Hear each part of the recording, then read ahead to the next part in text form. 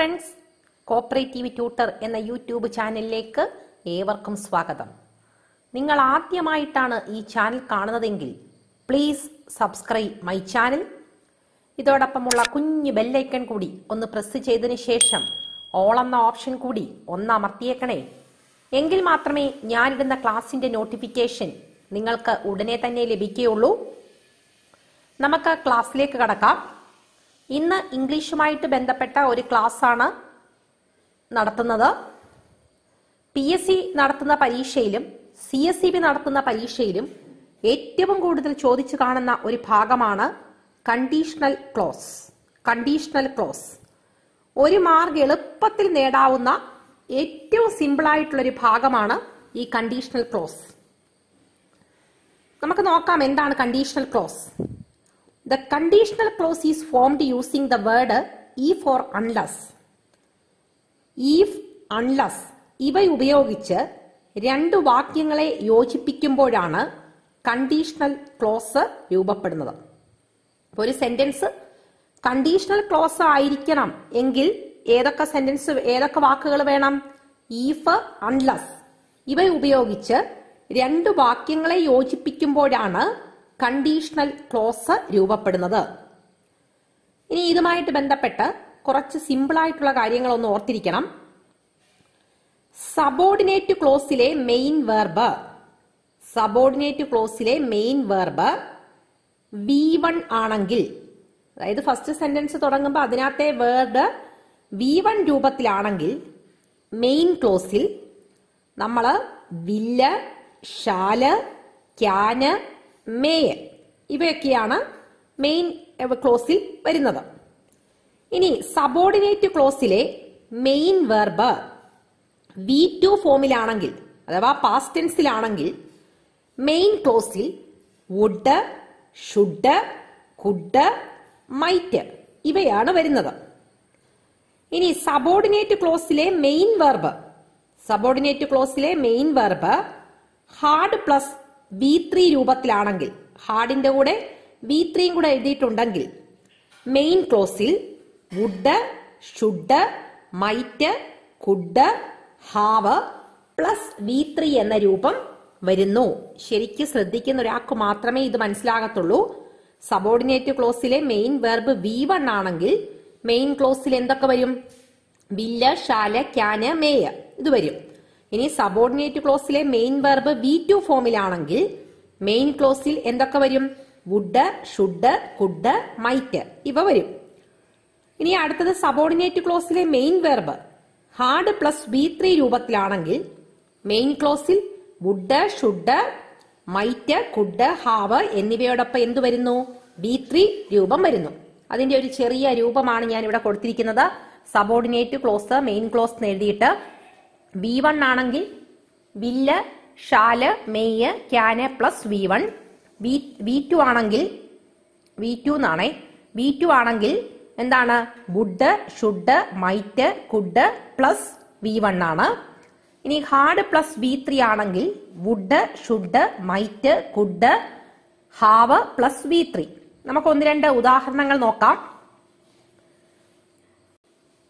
First one, if you work hard you will pass. കണ്ടോ, ഇവിടെ subordinate ക്ലോസിൽ V1 ആണ് വന്നിരിക്കുന്നത്, വർക്ക് എന്ന് പറഞ്ഞിട്ടാണ് വന്നിരിക്കുന്നത്. അതുകൊണ്ട് മെയിൻ ക്ലോസിൽ എന്ത് വന്നു? വില്ല് മാത്രം വന്നു, യു വിൽ പാസ്. അടുത്തത് if you worked hard you would pass. ഇവിടെ സബോർഡിനേറ്റ് ക്ലോസിൽ എന്താണ് വന്നത്? V2 ആണ് വന്നത്. വർക്കിന്റെ V2 ഫോം ആണ് വർക്ക്ഡ്. അതുകൊണ്ട് തന്നെ മെയിൻ ക്ലോസിൽ എന്ത് വന്നു? യു വുഡ് പാസ് വന്നു, വുഡ് പ്ലസ് V1 വന്നു. ഇനി അടുത്ത മൂന്നാമത്തെ എക്സാമ്പിൾ നോക്കിക്കേ. If you had worked hard. ഇപ്പൊ സബോർഡിനേറ്റ് ക്ലോസിൽ ഹാർഡ് പ്ലസ് V3 രൂപം വന്നു. മെയിൻ ക്ലോസിൽ എന്ത് വരണം?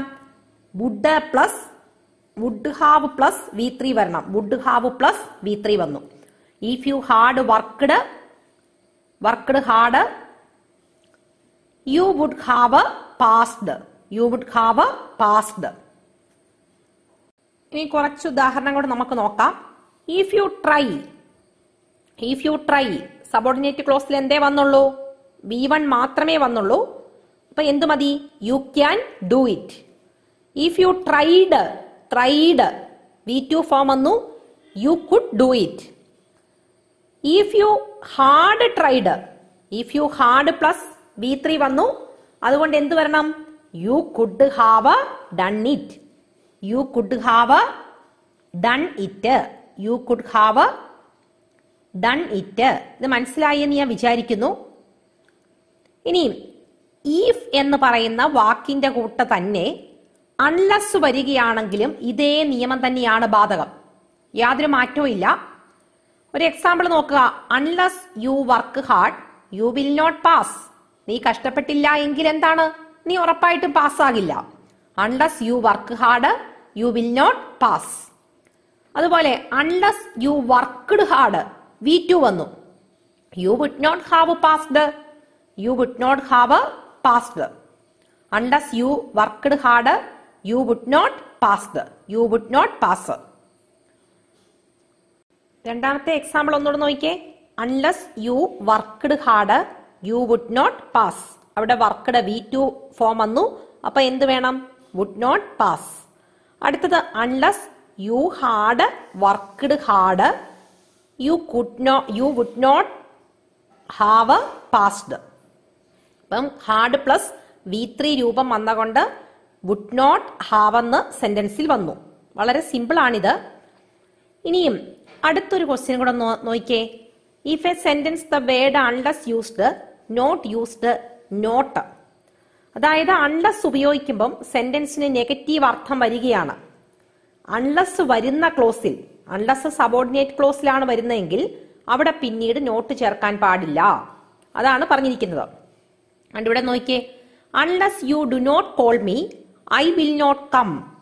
ഈ ഒരു സെന്റൻസിലെ തെറ്റ് തിരുത്താനെന്ന് പറഞ്ഞ് ചിലപ്പോൾ പരീക്ഷയ്ക്ക് ചോദിക്കാം. Unless you do not call me I will not come. ഇതൊരു തെറ്റായിട്ടുള്ള സെന്റൻസ് ആണ്. എന്താണെന്ന് വെച്ചാൽ unless you do not call me എന്നാണ് എഴുതിയിരിക്കുന്നത്. അൺലെസ് വന്നിരിക്കുന്ന ആ ഒരു ക്ലോസിൽ എന്തിന്റെ ആവശ്യമില്ല? നോട്ടിന്റെ ആവശ്യമില്ല. അപ്പൊ ഈ സെന്റൻസ് കറക്റ്റ് ചെയ്ത് എങ്ങനെ എഴുതണം? Unless you call me I will not come. നീ എന്നെ വിളിച്ചില്ല എങ്കിൽ ഞാൻ വരികയില്ല. അതാണ് unless you call me I will not come. ഇനിയും അടുത്തൊരു ക്വസ്റ്റ്യൻ നോക്കിയേ. If I had money I dash a car. If I had money I dash a car. Option തന്നിരിക്കുന്നത് will buy, would buy, would have bought, shall buy. ഇവിടെ subordinate ക്ലോസിൽ had വന്നതിനാൽ main ക്ലോസിൽ would have plus V3 ഉപയോഗിക്കണമെന്ന് ഒറ്റ നോട്ടത്തിൽ നമുക്ക് തോന്നും. അതായത് ഹാർഡ് എന്ന് പറയുന്ന ഒരു വാക്ക് കണ്ടു, ഹാർഡിന്റെ കൂടെ V3 ആണോ ഉപയോഗിച്ചിരിക്കുന്നത് എന്നൊന്നും നോക്കാതെ നമ്മൾ ആ സെന്റൻസിൽ ഹാർഡ് കാണുമ്പോഴേ എന്താണ്, നമ്മൾ ആ എളുപ്പം ചാടി കയറി ഇതിന്റെ ആൻസർ എഴുതാനുള്ളൊരു ടെൻഡൻസി ഉണ്ട്. പക്ഷെ ഒന്നുകൂടെ നോക്കണം. എന്താണ് ചോദിച്ചേക്കുന്നത്? If I had money I dash a car. ഇവിടെ എന്താണ് answer? If I had money I would have bought a car എന്ന് എഴുതാൻ പറ്റുമോ? തെറ്റാണ്. കാരണം ഇവിടെ ഹാർഡ് ഉപയോഗിച്ചിരിക്കുന്നത് മെയിൻ വെർബായിട്ടാണ്. ഇവിടുത്തെ മെയിൻ വെർബാണ് ഈ ഹാർഡ് എന്ന് പറയുന്നത്. അതുകൊണ്ട് ഇവിടെ ഈ ഹാർഡിന് ശേഷം എന്താണ് V3 വന്നിട്ടുണ്ടോ നോക്കിയേ. ഇഫ് ഐ ഹാഡ് മണി, ആ ഹാർഡിന് ശേഷം വന്നിരിക്കുന്നത് V3 ഫോം ആണോ? അല്ല. അതുകൊണ്ട് എന്താണ് V3 ഉണ്ടോ ഇല്ലയോ നോക്കുക. V3 ഇല്ലെന്നുണ്ടെങ്കിൽ അത് മെയിൻ വെർബ് തന്നെയാണ്. V3 ഇല്ലാത്തത് പ്രത്യേകം ശ്രദ്ധിക്കുക. അതിനാൽ വുഡ് ഹാവിന് പകരം എന്തുപയോഗിച്ചാൽ മതി? വുഡ് ഉപയോഗിച്ചാൽ മതി. എന്തായിരിക്കും answer? If I had money I would buy a car. അത്രേ മതി. നമ്മൾ ഇവിടെ ഒക്കെ അല്ലാതെ തന്നെ എന്താണ് ആൻസർ തെറ്റിക്കാനുള്ള സാധ്യത കൂടുതലാണ്. ഇനിയും ചില സെന്റൻസിൽ ഈഫ് ഇല്ലാതെയും കണ്ടീഷണൽ ക്ലോസ് വരാറുണ്ട്. നമുക്ക് ആ സെന്റൻസിനകത്ത് ഈഫോ അൺലെസ്സോ ഒന്നും തരത്തില്ല. പക്ഷെ അതിന്റെ മീനിങ് നമ്മൾ വായിച്ചെടുക്കുമ്പം നമുക്ക് മനസ്സിലാകും ഇതെന്താണ്, ഒരു കണ്ടീഷണൽ ക്ലോസ് ആണെന്ന് മനസ്സിലാകും.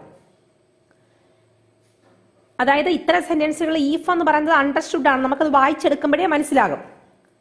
ഈഫ് പ്രത്യക്ഷത്തിൽ ഇല്ലെങ്കിലും അതിന്റെ സാന്നിധ്യം നമുക്ക് അനുഭവപ്പെടും. അതാണ്ട് പരീക്ഷയ്ക്ക് ചോദിച്ച 2 ക്വസ്റ്റ്യൻ ആണ്. Had he invited me I would have attended the function. ഇവിടെ ഈഫ് തന്നിട്ടില്ല, പക്ഷെ നമുക്ക് ഇത് വായിക്കുമ്പോഴേ അതിന്റെ ഒരു മീനിങ് ഫീൽ ചെയ്യും. If he had invited me I would have attended the function. അടുത്തൊരു ക്വസ്റ്റ്യൻ നോക്കിയേ. Were I rich I would buy a car. അവിടെ എങ്ങനെയാണ് എഴുതേണ്ടത്? If I were a rich I would buy a car. ഞാനൊരു പണക്കാരനായിരുന്നെങ്കിൽ ഞാനൊരു എന്ത് മേടിച്ചേനെ? ഒരു കാർ മേടിച്ചേനെ. അപ്പൊ ഈഫ് ഇല്ല എന്നും പറഞ്ഞിട്ട് നമ്മൾ ആ സെന്റൻസിനെ തട്ടിക്കളയില്ല. അടുത്തൊരു ക്വസ്റ്റ്യൻ പറയാണ്. അടുത്തൊരു വളരെ ഇമ്പോർട്ടന്റ് ആയിട്ടുള്ള ഒരു പോയിന്റ് ആണ്. ഇമാജിനേഷനെ കാണിക്കുന്ന അവസരങ്ങളിൽ, അതായത് നമ്മൾ അങ്ങ് ഇമാജിൻ ചെയ്യുകയാണ്. ഇമാജിനേഷനെ കാണിക്കുന്ന അവസരത്തിൽ ഈഫ് ക്ലോസിൽ ഐ, ഹി, ഷീ, ഇറ്റ് എന്നീ പ്രോനൗൺസിനോടൊപ്പം വാസിന് പകരം എന്താണ് ഉപയോഗിക്കേണ്ടത്? വേറാണ് ഉപയോഗിക്കേണ്ടത്. ഒരു എക്സാമ്പിൾ നോക്കിയേ. If I were rich I would buy a car. ഞാൻ ധനവാനായിരുന്നെങ്കിൽ ഒരു കാർ വാങ്ങുമായിരുന്നു. ഇവിടെ കണ്ടോ എന്താണ്? ഇമാജിനേഷൻ വരുമ്പം ഐ ആയാലും കൊള്ളാം, ഹി ആയാലും കൊള്ളാം, ഷീ ആയാലും കൊള്ളാം, ഇറ്റ് ആയാലും കൊള്ളാം. ഈ ഒരു പ്രൊനൗണിന്റെ എന്തുപയോഗിക്കണം? വാസിന് പകരം എന്തുപയോഗിക്കണം? Were must be used. വെയറാണ് ഉപയോഗിക്കേണ്ടത്. If I were rich I would buy a car. ഇനിയും അടുത്ത ഒരു ഡിഫിക്കൽട്ട് ആയിട്ടുള്ളൊരു ക്വസ്റ്റ്യൻ ആണ്. ഒരുപാട് തവണ പരീക്ഷയ്ക്ക് ചോദിച്ചതാണ്. Dash I would have bought a Ferrari. Dash I would have bought a Ferrari. Option പറഞ്ഞിരിക്കുന്നത് if I had enough money, if I had enough money. Option C തന്നിരിക്കുന്നത് if I would have enough money. Option D തന്നിരിക്കുന്നത് if I would had enough money. Main clause ഒന്ന് നോക്കിയേ. Main ക്ലോസിൽ തന്നിരിക്കുന്നത് would have plus V3 ആണ്. Would have plus V3 ആണ്. Would ഹാവിന് ശേഷം by എന്നുള്ളതിന്റെ V3 form boat തന്നിട്ടുണ്ട്. അപ്പൊ അതുകൊണ്ട് സബോർഡിനേറ്റ് ക്ലോസിൽ ഹാഡ് പ്ലസ് V3 വരണം. അതുകൊണ്ട് നമ്മൾ ഉത്തരത്തിൽ 2 ഹാഡ് വന്നിരിക്കണമെന്നാണ്. അതായത് മെയിൻ വെർബായിട്ടൊരു ഹാഡ് വേണം, അതിന്റെ കൂടെ ഹാഡ് പ്ലസ് V3 എന്ന രീതിയിൽ വരികയും വേണം. ഇതിൽ ആദ്യത്തെ ഹാഡ് ഓക്സിലറി വെർബാണ്, രണ്ടാമത്തെ ഹാഡ് മെയിൻ വെർബുമാണ്. അപ്പൊ ഈ സെന്റൻസിൽ ഏതാണ് കറക്റ്റ് ആയിട്ടുള്ളത്? ആൻസർ ഓപ്ഷൻ ബി ആണ്. If I had enough money. വളരെ ഇമ്പോർട്ടന്റ് ആയിട്ടുള്ള ഒരു ക്വസ്റ്റ്യൻ ആണ്. നോക്കി ഇപ്പോഴേ പ്രത്യേകിച്ച് നോട്ട് ചെയ്ത് വെക്കുക. അടുത്തൊരു ക്വസ്റ്റ്യൻ ചോദിച്ചിരിക്കുന്നത് correct the sentence. Correct the sentence. I would pay up if I was you. I would pay up if I was you. ഇതാണ് ക്വസ്റ്റ്യൻ ചോദിച്ചിരിക്കുന്നത്. ഓപ്ഷൻ തന്നിരിക്കുന്നത് I would pay up if I were you. Option B I would pay up if I am you. Option C I would paid up if I were you. Option D I would pay up if I are you. ഇതൊരു വായിച്ചപ്പോഴേ നമുക്ക് മനസ്സിലായി imagination കാണിക്കുന്ന ഒരു sentence ആണ്. Imagination കാണിക്കുന്ന if close ആണിത്. ഇത്തരം സെന്റൻസിൽ is, ആമ്, ആറ്, വാസ് ഇവയ്ക്ക് പകരം എന്താണ് ഉപയോഗിക്കേണ്ടത്? വേർ ഉപയോഗിക്കണം. ഇത് ഈ കണ്ടീഷണൽ ക്ലോസ് പഠിച്ചിരിക്കുന്ന ഒരാൾക്ക് മാത്രമേ മനസ്സിലാകത്തുള്ളൂ. അപ്പൊ എന്താണ് ആൻസർ എഴുതേണ്ടത്? ആൻസർ ആയിട്ട് എഴുതേണ്ടത് I would pay up if I were you. I would pay up if I were you. വളരെ ഇമ്പോർട്ടന്റ് ആയിട്ടുള്ള ഒരു ഭാഗമാണ് കണ്ടീഷണൽ ക്ലോസ്. മാർക്ക് വാങ്ങിക്കാൻ വേണ്ടി യാതൊരു വിധത്തിലുള്ള ബുദ്ധിമുട്ടും ഇല്ലാത്ത ഒരു ഭാഗമാണ്. 1-2 കാര്യങ്ങൾ മാത്രം ശ്രദ്ധിച്ചാൽ മതി. നമ്മൾ ഉറപ്പായിട്ടും ഇതെല്ലാം എക്സാമിന് മുൻപ് നിങ്ങൾ പഠിക്കേണ്ട ഭാഗമായതുകൊണ്ടാണ് സബ്ജക്റ്റുകളോടൊപ്പം തന്നെ ഇംഗ്ലീഷിലൂടെ മുന്നോട്ട് കൊണ്ടുപോകുന്നത്. എല്ലാവരും ചോദിക്കുന്ന ഒരു ക്വസ്റ്റ്യൻ ആണ്, പ്രീവിയസ് ക്വസ്റ്റ്യൻ മാത്രം പഠിച്ചാൽ ഇംഗ്ലീഷിന് ഫുൾ മാർക്ക് നേടാൻ പറ്റുമോ എന്നത്. ഒരിക്കലും പ്രീവിയസ് ക്വസ്റ്റ്യൻ മാത്രം പഠിക്കുന്ന ഒരാൾക്ക് ഇംഗ്ലീഷിന് CSEB നടത്തുന്ന എക്സാമിന് ഫുൾ മാർക്ക് മേടിക്കാൻ സാധിക്കയില്ല. നിങ്ങൾക്കറിയാം, എന്റെ വാട്സപ്പ് ഗ്രൂപ്പിൽ ജോയിൻ ചെയ്തിരിക്കുന്ന ആൾക്കാർക്ക് ഡെയിലി ഇതുമായിട്ട് ബന്ധപ്പെട്ട എക്സാം ഉണ്ട്. GK സെക്ഷൻ ഇംഗ്ലീഷ് എല്ലാ ദിവസവും, അല്ലെങ്കിൽ അന്നിടുന്ന യൂട്യൂബ് വീഡിയോ അടിസ്ഥാനമാക്കിയിട്ടുള്ള എക്സാം എല്ലാ ദിവസവും നടത്തുന്നുണ്ട്. അപ്പോൾ ആ വാട്സപ്പ് ഗ്രൂപ്പിൽ ഇതുവരെ ജോയിൻ ചെയ്തിട്ടില്ലാത്തവർ ജോയിൻ ചെയ്ത് പഠിക്കാൻ ശ്രമിക്കുക. അതുപോലെ തന്നെ ഒരാഴ്ച കൂടുമ്പോൾ ശനിയും ഞായറും ആ ആഴ്ച പഠിപ്പിച്ച കംപ്ലീറ്റ് പോർഷൻ റിവിഷനാണ്. അങ്ങനെ റിവിഷനുമായിട്ട് മുന്നോട്ട് പോകുന്ന ഒരാൾക്ക് മാത്രമേ കോമ്പറ്റേറ്റീവ് എക്സാം ഈസി ആയിട്ട് ക്രാക്ക് ചെയ്യാൻ പറ്റുകയുള്ളൂ. അപ്പോൾ എല്ലാവരും ശ്രദ്ധിച്ച് കണ്ടീഷണൽ ക്ലോസ് പഠിച്ചു കഴിഞ്ഞു എന്ന വിശ്വാസത്തോടെ നിർത്തുന്നു. Thanks for watching.